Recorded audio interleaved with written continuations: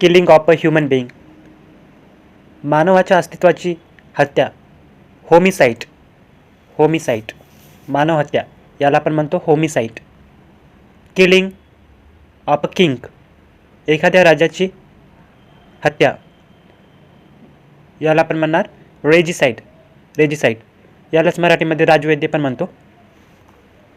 Killing of an infant or new born baby, एखाद्या नवीन जन्माला आलेल्या बाळाची हत्या, याला आपण म्हणतो इन्फॅन्टिसाइड, इन्फॅन्टिसाइड, बालहत्या. Killing of a race or community, एखाद्या वंशाची किंवा संप्रदायाची हत्या, यालाच आपण डिस्ट्रक्शन म्हणतो, म्हणजे याला नष्ट करणे, याला आपण म्हणतो genocide, genocide.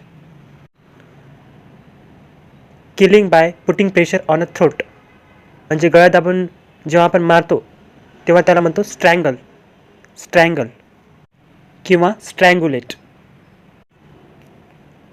Kill by suffocation, especially by covering the face with something, is smother, जेव्हा एखाद्याला कुणीतरी तोंड दाबून त्याचा चेहरा झाकून त्याला श्वास घेता पण येऊ नये असं आपण मारतो, कुणीतरी मारतं तेव्हा त्याला आपण म्हणतो smother.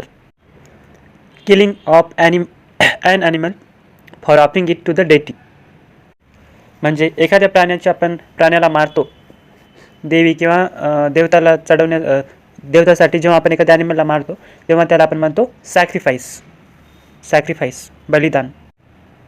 Killing of an animal for food, आणि जेव्हा आपण फूडसाठी त्याला मारतो त्याला आपण म्हणतो स्लॉटर, आणि जिथे हे स्लॉटर वगैरे होतं, जिथे या प्राण्यांचं कत्तल वगैरे होतं त्याला आपण म्हणतो स्लॉटर हाऊस, किंवा याला दुसरा एक शब्द आहे ॲबॅटर, किंवा याला ब्युचरी पण आपण म्हणतो, कत्तलखाना. Okay. Killing of large number of people brutally, जेव्हा खूप साऱ्या लोकांना मारलं जातं तेव्हा ज्यांचा मर्डर केला जातो त्याला आपण म्हणतो मॅसेकर किंवा carnage. Killing of one sister, it is called sororicide, sororicide, एखाद्या बहिणीचा मर्डर करणे याला आपण म्हणतो सोरोरिसाइड. किलिंग ऑफ सेल्फ, स्वतःचा मर्डर करणे, हे तर तुम्हाला माहीतच आहे, याला आपण म्हणतो सुइसाइड, आत्महत्या. किलिंग ऑफ ब्रदर फ्रॅटिसाइड, भावाचा जेव्हा मर्डर करतो तेव्हा आपण म्हणतो त्याला फ्रॅटिसाइड. किलिंग ऑफ फादर पॅट्रिसाइड, पितृहत्या, जेव्हा वडिलांचा मर्डर करतो तेव्हा त्याला म्हणतो फ्रॅटिसाइड.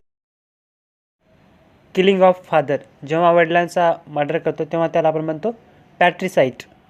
Killing of mother matricide, patricide, matricide, opposite words. Killing of one's husband मॅरिटिसाइड,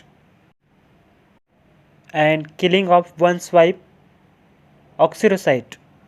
अशा प्रकारे हे काही important one word substitutional words आहेत जे एक्झाममध्ये Hello everyone. येण्याची शक्यता खूप असते. What are you waiting for? अशा टाईपचे क्वेश्चन्स खूप Are सारे you एक्झाममध्ये struggling आलेले with आहेत, speaking English? येत आहेत आणि येणार Are you a आहेत. teacher अशा who has भरपूर completed साऱ्या MA, who व्हिडिओसाठी has completed B.Ed in English? But it is just a piece of paper. If you are not able to present your skills, if you don't know how to use your degree, then what is the use of degree? You should be able to communicate properly. If you are degree holder in English as a major subject, then this is the best solution for you. If you want to improve your English communication skills, if you want to level up your English, if you want to be a good communicator, if you want to be a good public speaker and improve your English communication skills, then what are you waiting for? Just follow me on Instagram and you can also join classes. I am not going to charge a lot of amount from you.